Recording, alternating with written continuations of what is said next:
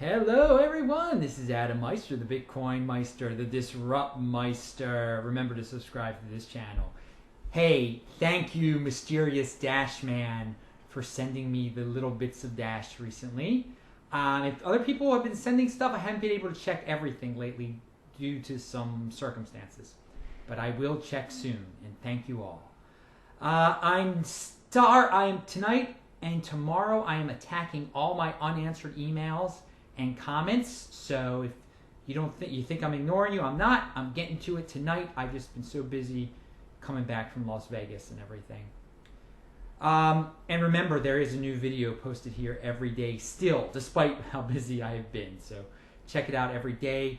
The Kerry Lutz interview is not live yet on his site. Of course, I will post that. He is the Financial Survival Network. I was on that, and I'll post that when it's live. So I still post these videos on Steemit once in a while, and I noticed today there's a new option that you can select for, instead of being paid in Steem dollars and in Steem Power, you can now opt in and say, pay me 100% in Steem Power. And obviously they're trying to keep more money or value, whatever you want to say, on the platform and keep people from cashing out their Steem dollars into Bitcoin, which is what I encourage every single person to do. So do not select pay me 100% in Steem Power. Not a good idea. They're locking you into Steem Power, to Steem. It's going down in price. You want to get your Steem dollars, which you can cash out to Bitcoin immediately. And the price of Steem is in the 50 cents range now. And another thing I want to add to this that I'm just thinking of, these guys, this little option, 100% in Steem Power, they should have added this a long time ago. They could have done back in July they could have had different ways of being paid and different ways of upvoting people and all the other little things they've added to try to boost the price of Steem. Well,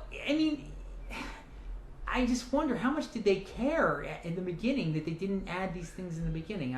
I'm confused. These seem like desperation measures now, and they are, but they wouldn't have been so desperate had they added them in the beginning, and I don't know if the price decline would have been as steep.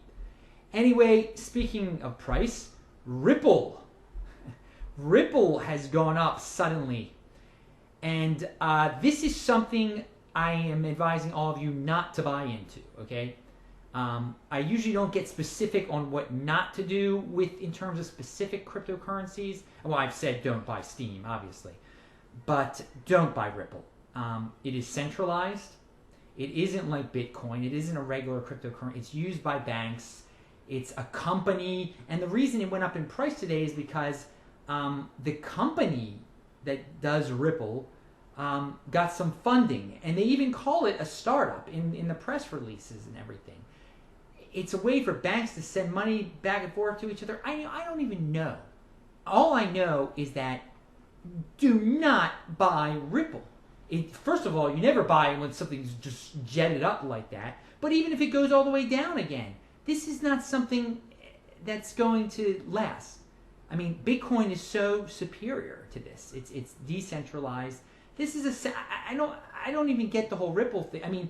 You hear Tone Vays and everything basically saying it's a scam. They've asked him, ask Tone what this is about, because man, don't get into this Ripple thing. Don't be get excited as you saw the price go up. And there are probably going to be people that are watching this that are like, I own Ripple. How dare you?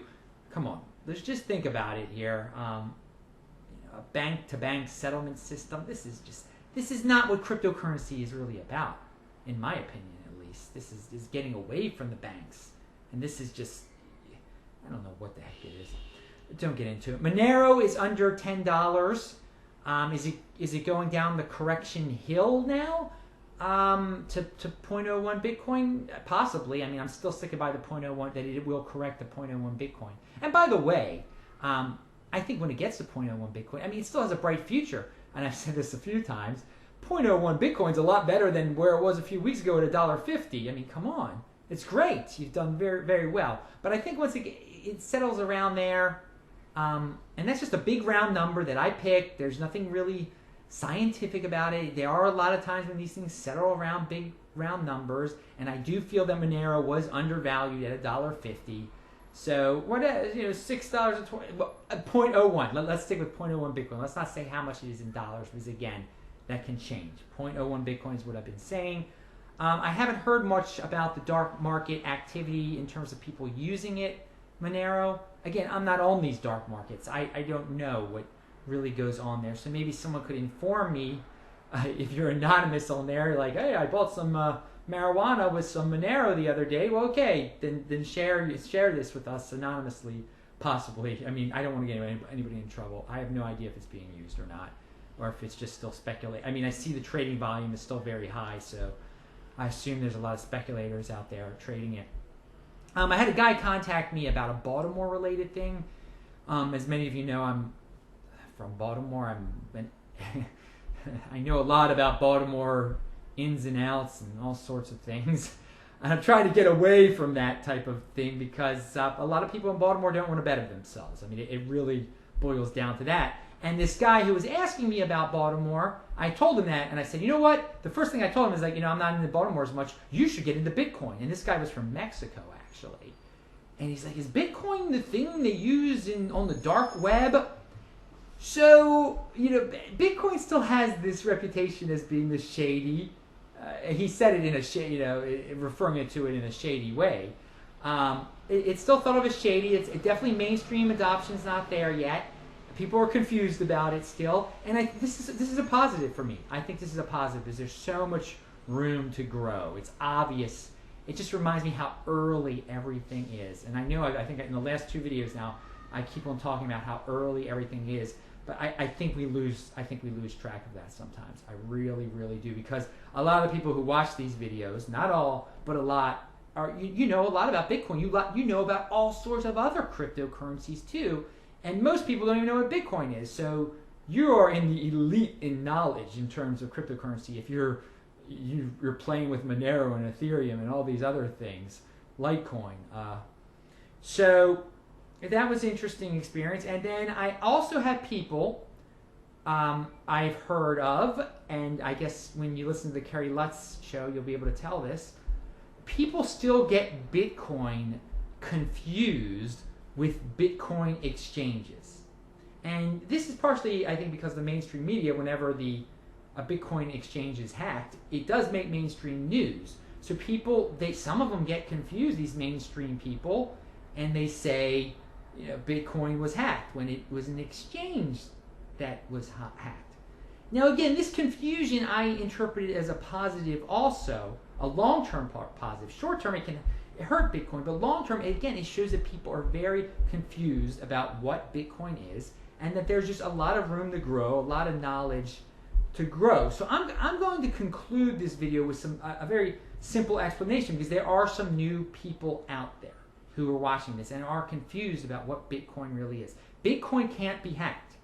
It's decentralized. It can't be hacked. Exchanges are centralized sites, let's call them, where people sell and buy Bitcoin.